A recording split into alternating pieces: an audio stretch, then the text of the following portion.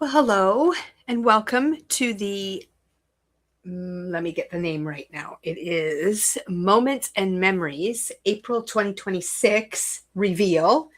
I still want to call it calendar all the time. I will get used to it. It'll take me a while, but I will get there. Yes, so this month we are doing a pre-recorded video just because I'm going to be away for the weekend and I didn't want to delay the release. So, welcome. Thank you for stopping by and checking this out. Let's dive right in. And you're taking a look at the bundle right now. So this month we are working with kind of a mishmash of products, which is actually my favorite way to do it. A little bit from this company, a little bit from this company, a little bit from this, bring in some of this. That is my favorite way to scrapbook, but it doesn't always work out that way. In my mind, I had this vision, and my first attempt at creating didn't quite go the way I wanted to. So I kind of changed lanes, and I was really happy with the way it turned out. So we are going to be working with a couple of papers from Arden Creative Studio. Their paper comes in paper pads. So you can't purchase individual sheets, but I purchased a bunch of pads and I just pull out the papers as I need them, which is really how you would create if you were using the pad itself. And I'm going to pair them up with other products from other collections and go from there. So you'll see this paper pop up from time to time. It's from the Field Notes collection. And I chose this, I'll call it the watercolor, what did I call it? The watercolor, oh no, rainbow branches paper. So there's branches on here and they're kind of all in a rainbow. So that's what I chose to use. That's the side that we're going to use. The other side looks like this, which is also very nice. And then I brought in the, I'll call it the cut apart paper. And on one side, it has a lot of words on some of the papers, but if you flip it over, the words are gone. So this paper, I'm going to show you what I did with it, and it's going to be kind of like one of my tips and tricks for this month's layout. And hopefully it opens your mind a little bit when you see papers like this, because a lot of people look at them and think, oh, I don't know what to do with that. Or I don't really want like 3x4 cards or 4x6 cards. So I'm not going to buy it. So I actually really love these papers. The versatility that you have with them is pretty amazing. So those are the two papers we're working with. And then I'm bringing in the rub-ons from 49 and Market. This is the Spring Stories rub-ons. We used the Winter Stories rub-ons for the January page. And I really like working with rub-ons. Back in the day, they used to have rub-ons available for a lot of collections, but they've come a long way. And I like the distress factor that they bring to pages, and also the fact that you can layer them and create embellishments with them. So inside this package, you get 2 sheets of the rub-ons. So we will be working with those. And then I also included this little film strip piece. So this is actually like a sticker. So if you peel off the protective backing, which is kind of tricky to get off. I'm not going to do it live, but you peel it off and then it is like a sticker, but it's like washi tape. So it's thin and transparent. So if you lay it over top of something, you can actually see through it. So it's kind of fun. We'll be just using it as a little accent piece today, but I do have more of this in my stash for the Moments and Memories products. And so you might see that resurface on other months. So that is our bundle. And then let me just see, making sure I see. And then you will get a photo of the layout, which is right here. So that will be included in your bundle as well, just for reference. And then, of course, you have this video to assist you with your assembly and to see how I put everything together. So that is what's included in your bundle. And then let's just set that aside. We do have the actual layout itself. So I did do a little sneak peek on Thursday when I did my live in the afternoon, but I didn't go into any detail. So if you're seeing it for the first time, this is the actual layout that I designed. which I absolutely love how it turned out. Like I said, it was not my initial vision for where I was going, but it is where I ended up, and I really, really love it. And you can see that I've used hexagons again. It is one of my favorite shapes to use on layouts. I find it to be very versatile, and you can do a lot of fun things with it. So that is the actual layout page. And then if you're doing the calendar side, that is what this looks like here. So I brought that hexagon cluster over here. You can see that little film strip piece there and the rub-ons, and oh my gosh, so many fun things. So that is your first, maybe second look at our page for April. So let's get into the add-ons so you can see what is additional that you can work with. So we do have our April die cut. So that is featured here. So we do have it bagged up this month because the dot for the eye is actually a heart and it's separate. So it's not all one piece. So you will find it in a little bag like this. So that is the April title, I'll call it. And we cut that out in Color Vibe Robin's Nest. No, not Robin's, Robin's Egg. Robin's Egg. So that is one of the cardstock colors that we recommend picking up if you want coordinating colors, but I'll go through more of those colors shortly. And then, of course, if you are doing the calendar side of the page, you'll want to make sure you pick up the calendar paper. That is available. We sell it by the sheet. So make sure you grab one of those if you haven't already. And then my favorite gem that I like to use on most layouts and even my cards are the Gina K Clear Quartz Solid Sequins. So I have several packages of these kicking around my craft room because it goes with everything. It's not overly glitzy and shiny.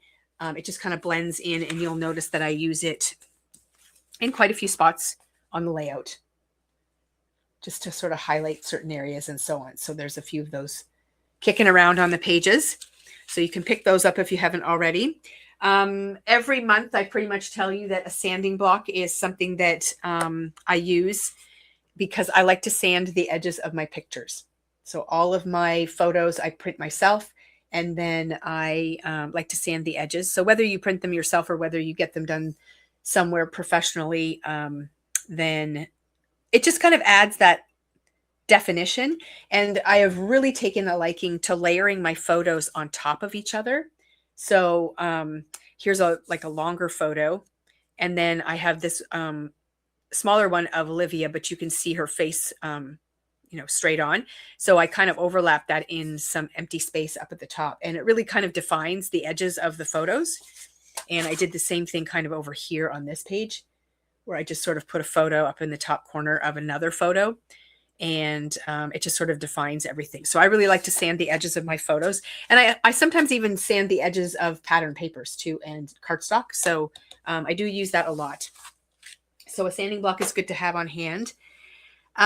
Ink splatter brushes, because I did do some splattering. I will pull this up. You can see it up at the top. So it's pretty fine, but I do feel like it adds to the layout. I know you can see more of it down at the bottom here.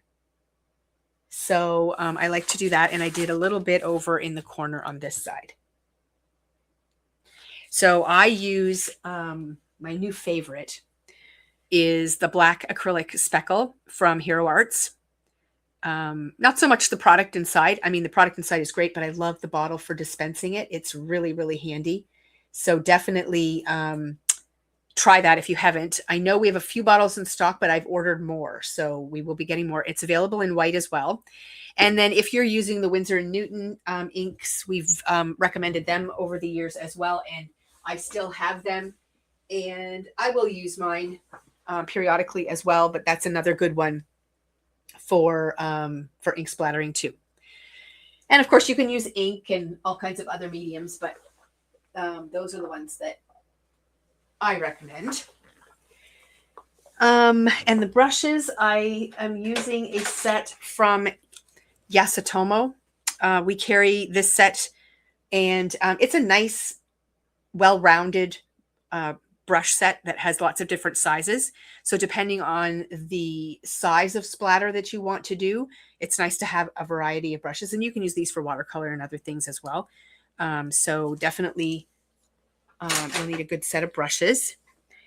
And then white floss. So I did do some stitching on my layout. You'll notice on the main page, once I have my border of hexagons down the side here, I really wanted to sort of box in or define the area where I was going to do my creating.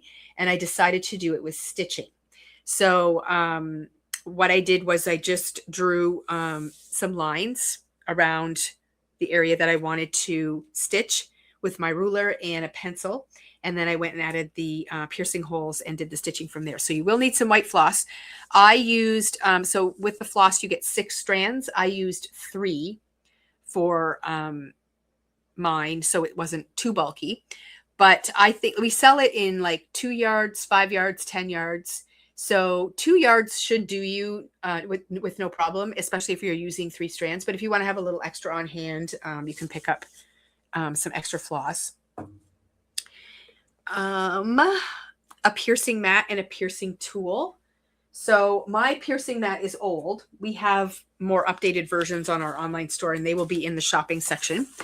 But you want something that you can place your paper on, and then you're going to use your piercing tool to pierce the holes into, and then you'll go ahead and add your stitching. So I definitely want something that gives you the option to pierce into it. So working on a hard surface isn't going to do that for you. You need something that you can pierce into.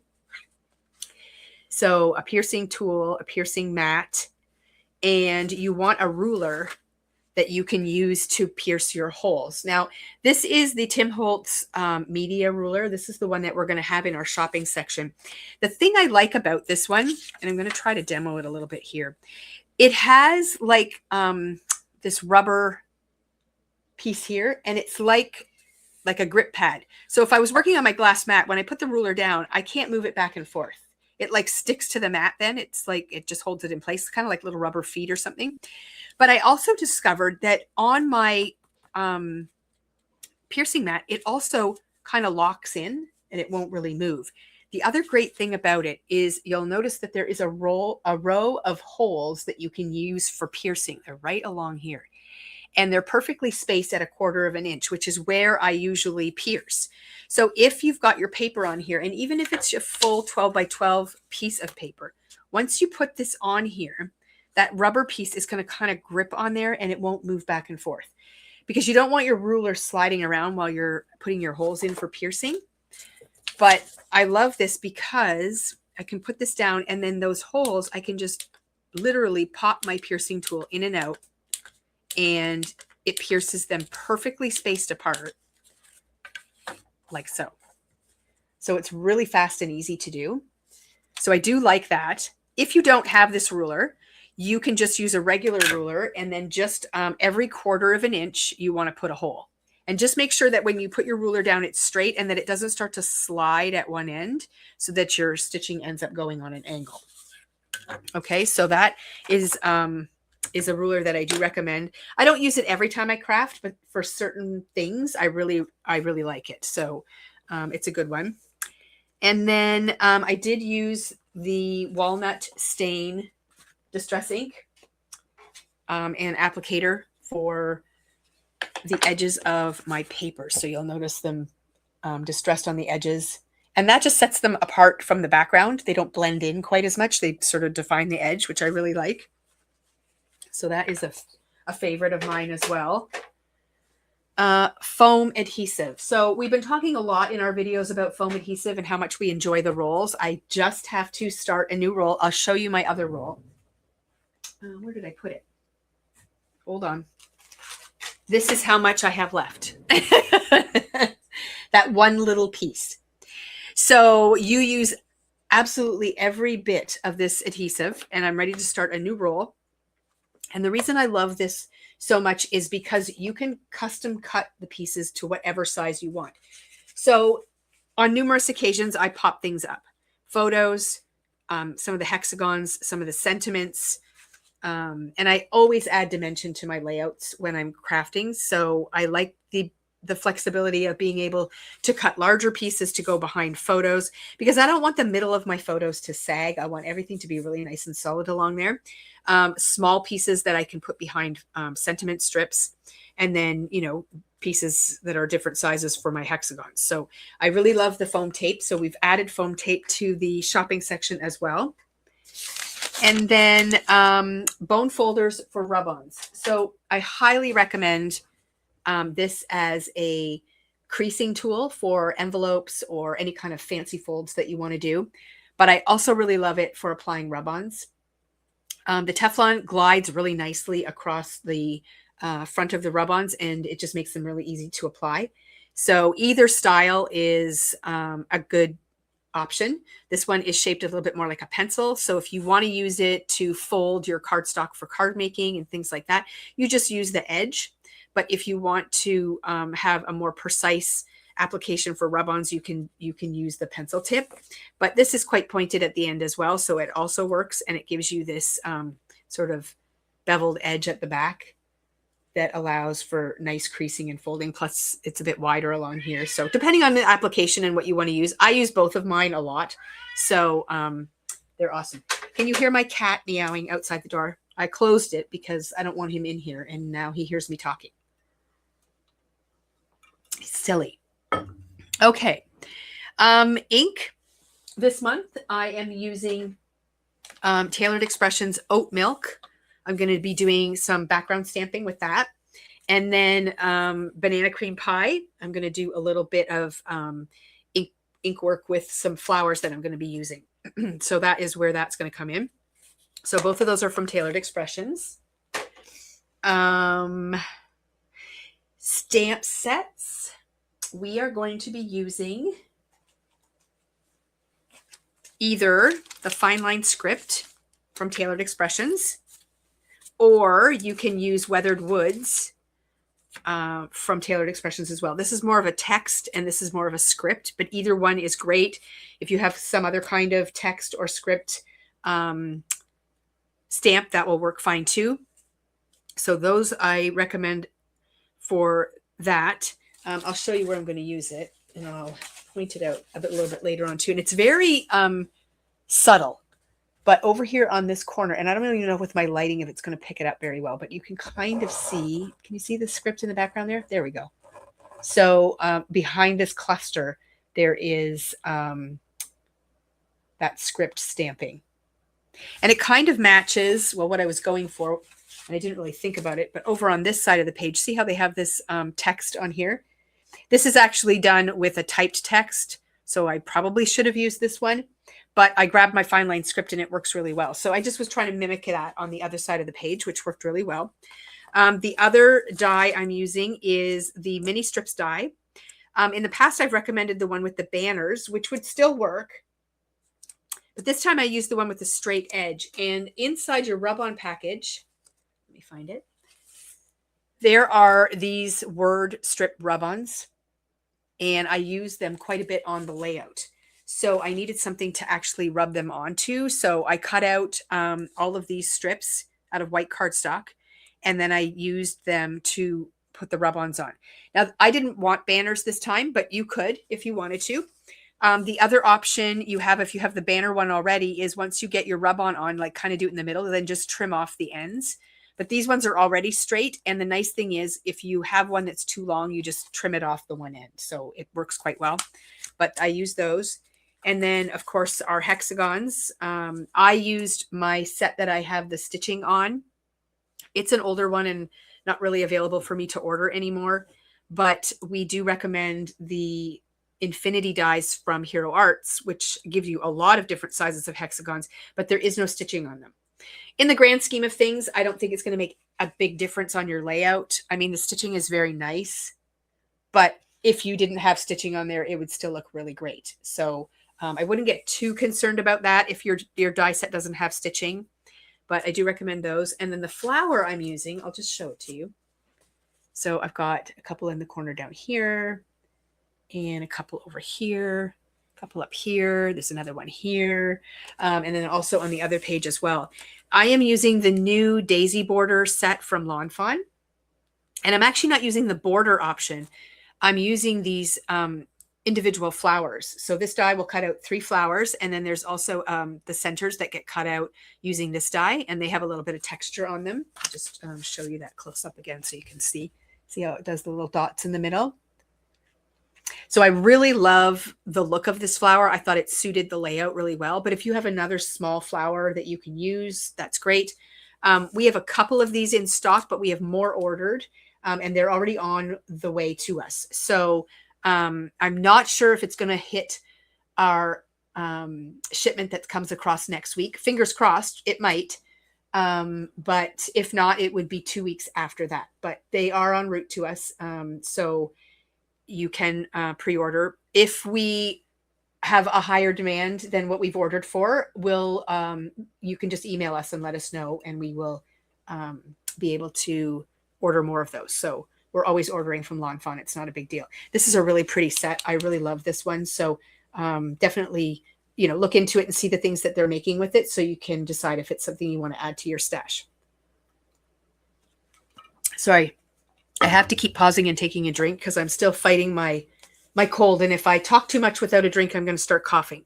So sorry for that. What else do I have to share? The other thing was the cardstock colors that we used. So we like to recommend cardstock colors that coordinate with the line because I know a lot of you like to mat your photos.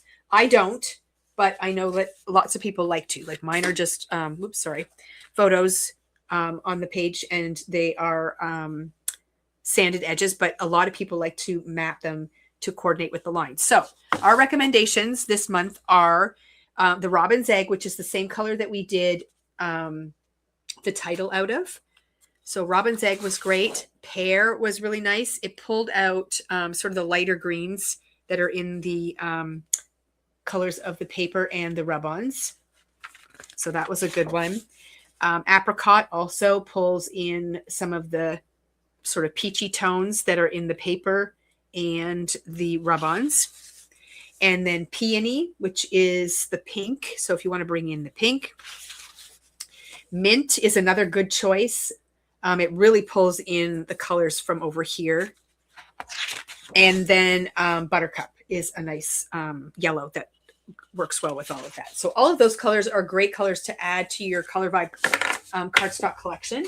And we will have those in the shopping section as well. Okay. Now, as far as paper cutting measurements, there aren't really any this month because the Rainbow Branches paper, you're going to leave whole as the background of your layout. And then the cut apart paper, this one, this is where we're going to get the variety of patterns that I used for my hexagons. So again, it's wonderful that these papers can be cut apart and that you can use them as 3x4 sections. They're great for layering and collaging and all kinds of fun things. But they're also a great way to get a variety of pattern papers without having to buy one of each pattern paper in the whole collection.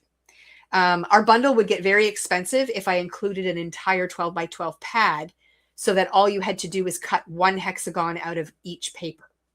So a more economical way of doing it is to choose a paper like this where it gives you a lot of variety and you can cut your shapes out of that.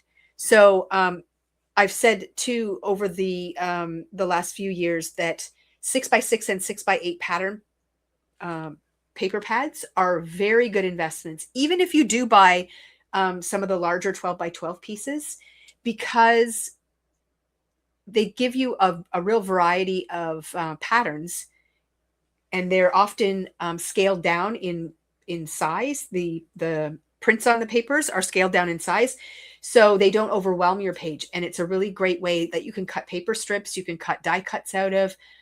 You can also layer and collage. You can use them for photo mats and things. And I've done that in past videos too, where I've taken photos.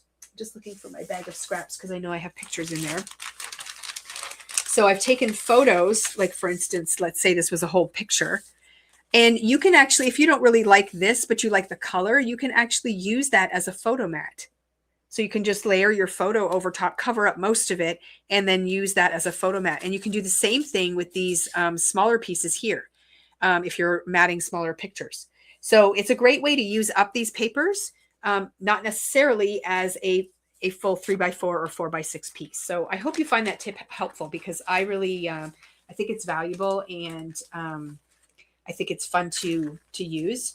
So I ended up, as you can see with mine, cutting a whole bunch of hexagons out of these papers.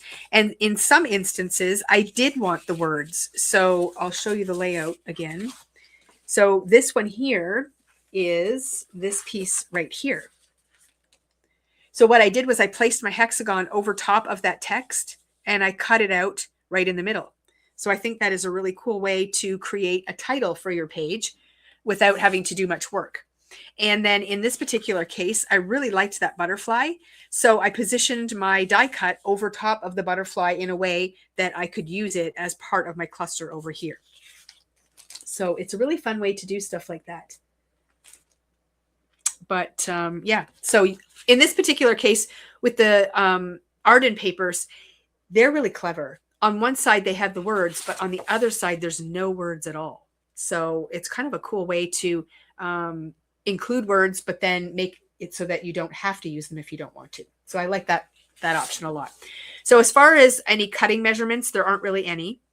What I did was I created a variety of hexagons, mostly in the one size to start with. And I just sort of layered them over each other, kind of like steps. So you can kind of see they just go back and forth like that. And then I started cutting some smaller sizes and layering them on top.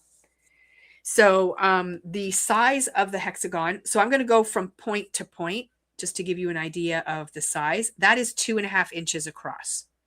So if you've got hexagons already, just find that one is close to that size.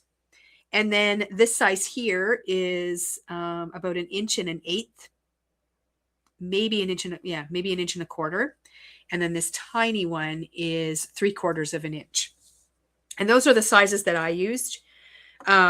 There's nothing saying that you can't go a little bit bigger or a little bit smaller. You just want to be mindful of the fact that you are going to be using this paper to cut out your patterns. So as long as they fit nicely on there, you can kind of go to town. So I will kind of just give you a close-up of the hexagons that I used and where I got the patterns from. So this one here, that is from this piece. Now, I believe that I used it without the words. And again, I just positioned it along the side here so you could get some of the floral and then some of the solid. This one here, it's probably a piece from this. I can't say exactly where or how I did it. I might have turned it this way. I don't know. But it's kind of got that blue coming off the top. Oh, you know what? It's probably not even that. It's probably this. It is this. It's right here. So that's the piece right there. I just have the blue on it and then a lot of white space. This one here, it's pretty obvious. I got it from this piece here.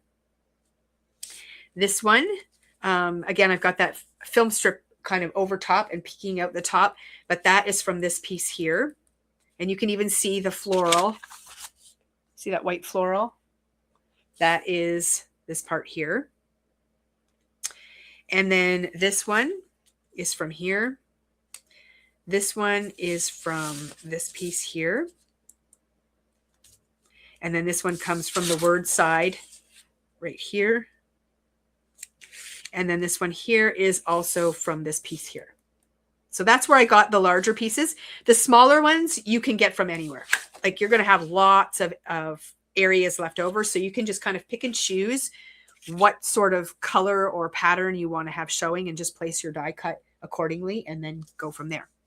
So you'll notice the positioning of the hexagons along the edge of the paper. There's not a whole lot of space there, but once you get them in place, stick that part down. Then you're going to take your ruler and you're going to, if you can, manage to get a little bit so you can stitch up and stitch down a little bit from where this ends. And then you can go out from there and then down the side. So I'll just give you a closer look at that. So see how it goes up and over and down? That's kind of what you want to do.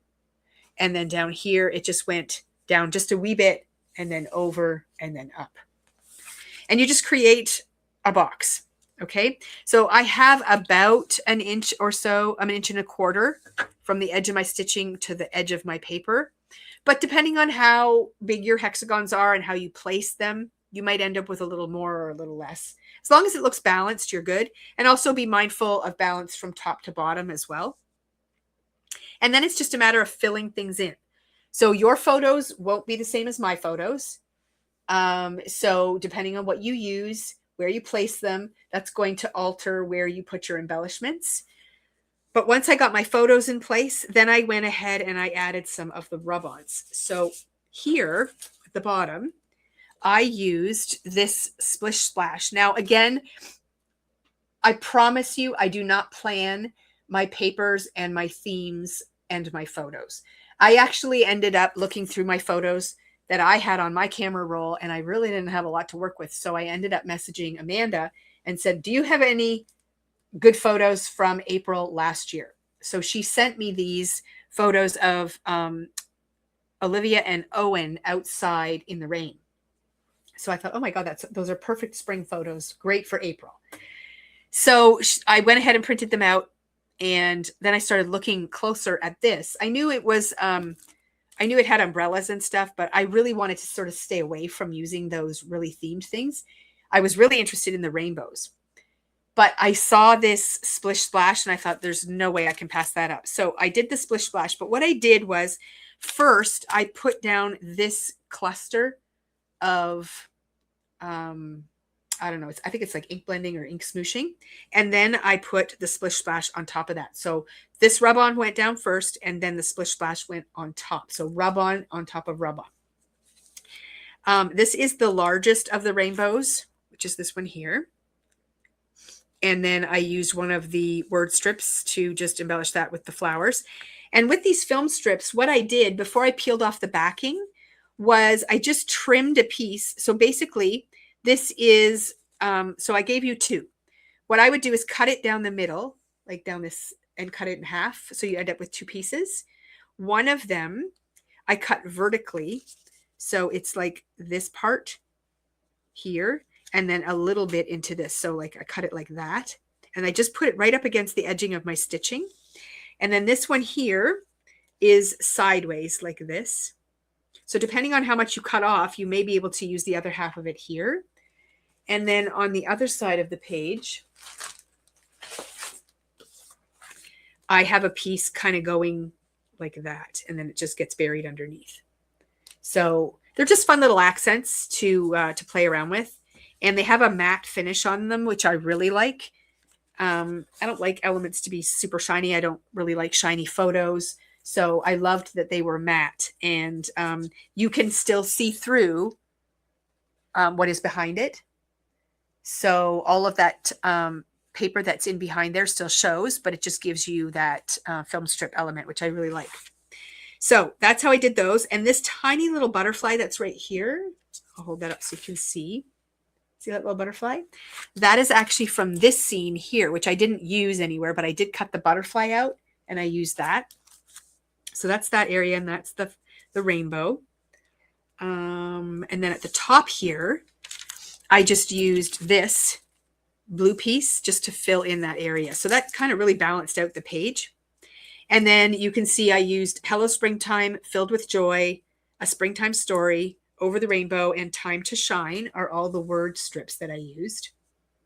And again, I just cut out those mini slim die cut strips, and then I put the rub-ons on, and then I just trimmed them to size, and then I embellished them with the flowers. And I will show you how I created those, because I cut them out of white paper, but then I did a little ink blending just to give them just a tiny bit of color. So that is that side of the page. I used two larger photos this time. I could not resist this one. Look at Olivia's face. She's a real ham, and capturing her expressions is really fun.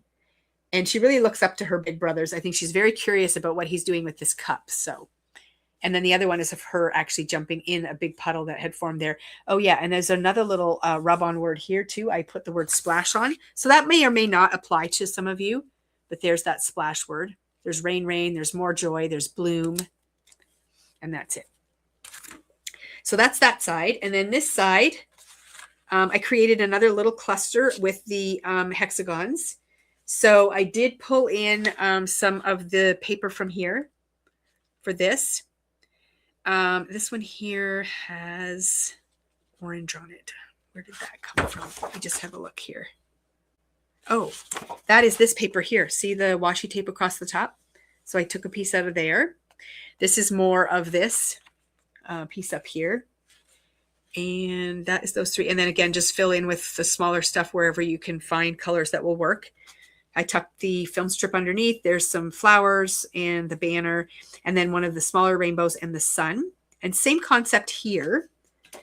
I used the Here Comes the Sun, and I used this piece. So I put that down first, and then I did the Here Comes the Sun. And then here, I used the words more joy and bloom, and I rubbed them onto the paper. So it kind of looks like those words are already on the paper. So that worked well. And then I used a smaller rainbow and a flower and the Hello Sunshine. And then here I just did a really small hexagon, bloom and grow, and some more flowers. So that worked out really well. And again, a nice big cluster of photos. They can be all of the same day, or they can be a mishmash of other events that happen throughout the month. I call this series Moments and Memories because on this side of the page, they're moments. They're snapshots in time. They may or may not coordinate together. And then this side is one big memory. So we got moments and memories. So that works out good. This day they were blowing bubbles and the sun was shining. So the reason I chose to print in black and white is because the clothing that they were wearing did not really match the papers very well. So I just did black and white photos, which I think works out really good and goes nicely with the theme. So it's quite nice. So yeah, now let's look at how I did the flowers. Okay, so I pulled one out here. So when you cut out the flowers, I did them in white cardstock. Where's my die? Right here. So in this package, you get the border die. But if you use the border die, the flowers will all be connected as one long border. And they kind of overlap in the center there. So you can't really cut them apart. But they're so smart, and they give you a die that has individual flowers. So these will cut out as separate flowers. They can be used for layering on the border, or you can just use them as individual flowers, which is what I wanted to do. So I cut this out of white, and then I used a scrap piece of paper. Pardon me. I'll use this. And I grabbed the buttercream ink and a blending brush. Oops, my blending brush is packed up because I was away yesterday. Just hold on one sec. Okay, where is it? Here we go. Okay. So I'm going to grab my yellow. And all I'm going to do is because I want the centers of my flowers to sort of match. And I thought buttercream was a good color. I'm just going to ink blend on a piece of paper. This is just scratch paper, but you would use your cardstock. And you blend until you get it to be the color that you want it to be. So as deep or as dark or as light as you want. Okay. And then what you're going to do is you're going to take this smaller die, which is the center of your flowers, and you're going to cut them out using that ink blended section. And that is going to be the center of your flower. Now you'll notice that the color goes beyond the edge, like the center of my flower. It goes out onto the petals. I simply took my white petal and I took a small blending brush like this. And before I put the center in, I take this and I just blend the middle of the flower so that the ink comes out just a little bit. And then I put the center in the middle. So then when you end up with your flower, it's got white petals with yellow kind of in the center, and it just fades out to white. And then when you layer them up on your layout and stuff, it just looks really, really good. So it's a delicate white flower, but you can create whatever color you want. So if you decide that maybe you want more pink on your page, you can make these into pink flowers. You don't have to cut the whole thing out of pink. Just cut it out of white And then you can do a little bit of ink blending with pink and bring in the pink that way. Or if you want them to be more teal or green or whatever you want. In the crafting world, flowers can be any color. So it's great. But that's what I did. And then in this section here, I did take that text stamp. I'm just going to really use my scratch paper again. Oops, that's not a good sign. Okay, we'll do it right over top of this. So I'll use the fine line script because that's what I used for mine. And the oat milk. So I really, really, really love oat milk ink because it is very light. So it gives you a really nice, like, not an overly bold background. So you're just going to ink it up and you're going to just take your stamp and place it anywhere and then just push it down. And you don't want the stamping to be perfect. You really just want, but see how light and beautiful that is? And now that will dry back a little bit. So it's very subtle, but you don't want your edges to be perfect. You want it to kind of fade out a little in areas and be a little lighter in other areas, darker in some areas. So it's really, really nice. And I love the way that looks. I did mine. Mine looks about this dark on my layout, but when I hold it up, my light sort of fades it out. So I'm not sure it's, see, I get it sometimes, but you can see the light sort of changing. So it wants to really, I guess you can kind of see it there, but it looks like this. I don't know why it's showing up nicely on here and not on my layout, but that's kind of what I did with the text stamp. So if you don't have oat milk, it's a really nice stamp. And whether you're using text or whether you're actually using an image, it's a really soft and subtle way to add a design to your paper. So like you could take, let's say this was a stamp instead of a die. You could take this and stamp it around on your paper and you would have very subtle like daisies on your paper. Or if you have like something with polka dots or something like that, and you can just stamp it on things and it would just be nice and light and subtle in the background, which is really fun to do.